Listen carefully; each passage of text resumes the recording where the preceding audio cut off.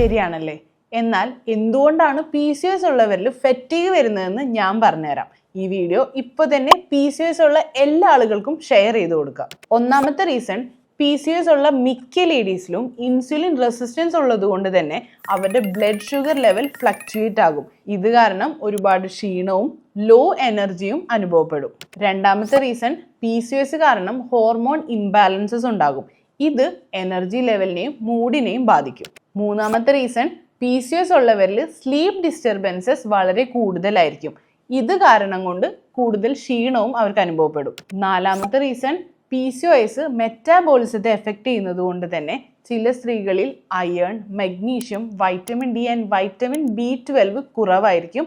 ഇത് കോൺസ്റ്റന്റ് ആയിട്ടുള്ള ക്ഷീണം ഉണ്ടാവാനായിട്ട് കാരണമാകും. ഇനി നിങ്ങൾക്ക് നിങ്ങളുടെ PCOS അല്ലെങ്കിൽ PCOD ശരിയായ രീതിയിൽ മാനേജ് ചെയ്യാൻ ആഗ്രഹമുണ്ടെങ്കിൽ ബയോയിലുള്ള ലിങ്ക് ക്ലിക്ക് ചെയ്യുക.